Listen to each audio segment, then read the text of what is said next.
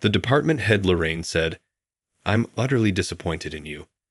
And while I cleared my desk, these words pierced my ears. I heard people laughing around me and felt my female boss's icy stare.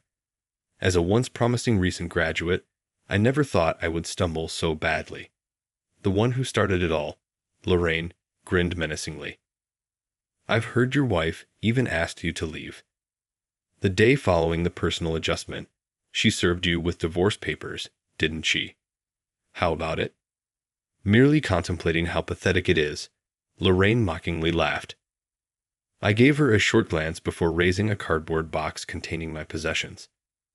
The only thing my wife left behind when she left was the divorce papers. She left with our savings in addition to the items. I suppose that was a reflection of my shortcomings as a spouse. Her harassment by my new female employer was the reason I was transferred to a remote backwater. Even though Lorraine would frequently scoff at me, I never imagined that I would be held accountable for her faults at work. I was moved to a branch office in the country and blamed for them. I got married straight out of college, and my ex-wife left me because she felt I had let her down. Jordan, one of my coworkers, approached me while I was packing. "I'm going to miss you around here." I'm at a loss on what to do. I'm not required here anymore. Then there must be something for you to do in the new place you're going to. Possibly. I appreciate everything. See you later. I moved to the rural town shortly after leaving my prior position with everything I owned. We are so happy to have this young man join us at the beginning of the year. Welcome on board. Salutations. Everyone at the branch office greeted me warmly on my first day of work, even hosting a welcome party in the conference room. I didn't get the same treatment in head office as I did here. Man, this place is filled with elderly employees who hardly know how to use current technology. That's about all we can do with Word. We can type just like we used to on a typewriter. Do you even know what a typewriter is? Yes, I do indeed. You can now demonstrate to us how to use these new phones to send emails and take pictures and movies.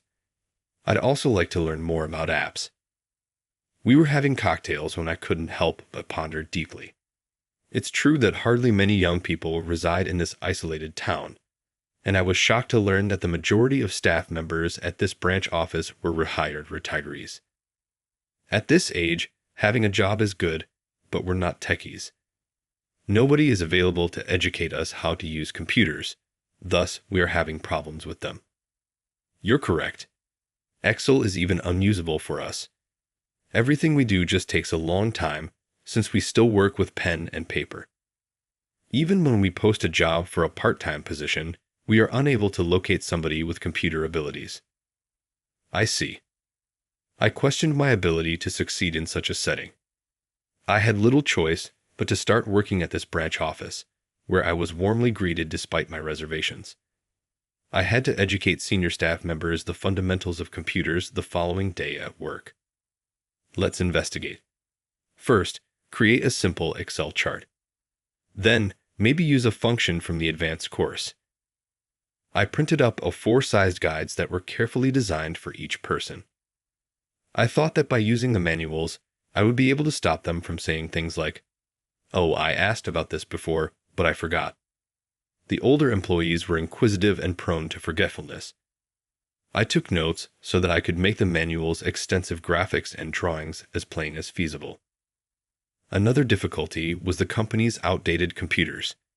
I worked with headquarters to set up a rental service for newer PCs.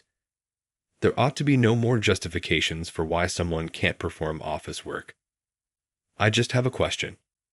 Before I arrived, who was managing the office job since no one knew how to use Excel? Perplexed, I inquired with my coworker, Henry, about it. Emma was the one. Emma. She is Max's daughter, and Max lives close by. After graduating from college, she was hired in a city, but her employer failed because of the recession. She returned home after failing to secure employment elsewhere. She was employed here as an office clerk for a while before having to leave because of some family matters. Well, with what happened, it couldn't be helped. What happened? It's nothing, nothing. Henry went back to his desk without saying anything else. She had no other job in this town, so why did she quit? What would have occurred? I had been thinking about this Emma girl for a long time. After a while, the weather unexpectedly changed one weekend. It was beautiful one moment and pouring rain the next. Not even that I could hang the wash outside. As I peered out the window, contemplating, someone paid a visit to the ancient house I was renting. The doorbell rang again as I went to the door, where I saw a sodden woman from the rain. "Hello. What took place? You're completely drenched with water. What is happening?" I was compelled to ask the woman. "Hello. I apologize for bothering you. My dad vanished from sight. Have you noticed any old men around here wearing pajamas?" "No, I haven't seen anyone." When she heard that, she lowered her gaze and remarked, "I see. Your father is missing?" I inquired, passing her a towel. When I asked, she gave me a subtle nod. "Have you contacted the police?" "I have, indeed. Even now, they're looking for him." The public address system proclaimed the disappearance of an older man, Max Iron, 58 years old, with a medium build, seemingly on cue. "Max, hold on. Emma, are you there?" "Yes, I am that person." I was somewhat aback to see it was Emma, the same woman Henry had mentioned at work the previous day.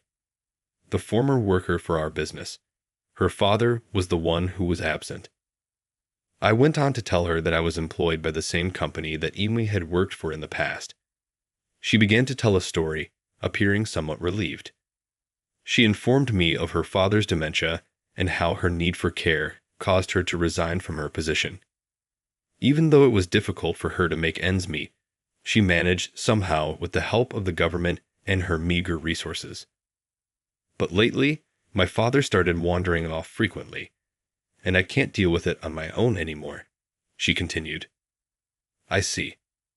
I've discussed with his care manager the possibility of putting my father in a care facility," she sighed. "However, I'm not sure if it's the best course of action. I feel bad about checking Dad into a care home, especially since he helped me pay for college. Perhaps I ought to keep looking after him on my own." Her eyes filled with tears. She must have spent a long time contemplating this on her own. "I see. That must be really tough. Thank you for sharing this with me. Oh, I should be going now. Are you going to continue looking for your father on your own?" "Yes, I can't keep bothering others with this." "You should change out of those wet clothes, even if it's warm outside." Her face turned red, embarrassed. She hugged herself and looked down. "Oh no, I'm sorry for my appearance." Just then, the emergency broadcast resumed. "Max has been found safe. Thank you all for your assistance." "Oh, they found my father. That's great to hear." "Yes, I'm so glad. Thank you," she said with a smile. I found myself worrying about her and impulsively offered my help. "If you like, I can come with you to pick up your father. I can bring my car right now." "But that'll be too much. We've just met. I'm an employee of the company you used to work for. I heard about you from others. Given the situation, let me help you." "Okay, thank you." She reluctantly agreed to my offer. After that, I drove her to pick up Max. Exhausted, Max was sound asleep in the hospital bed. He had been found with a bruised hip and was scheduled to get some tests done the next day for precaution. He was admitted to the hospital, and I ended up driving him home. It must be really tough taking care of your father all by yourself. Not at all. It's something everyone does. During the drive, we talked a lot. She seemed anxious about her future as she was unable to work but had to care for her father. "I'd prefer to stay at home as much as possible," she said, looking vulnerable. Hearing her story, I came up with a suggestion. "But I'm not sure if I can manage it. I'm already overwhelmed with my father's care. It might be better to consider placing your father in a care facility sooner.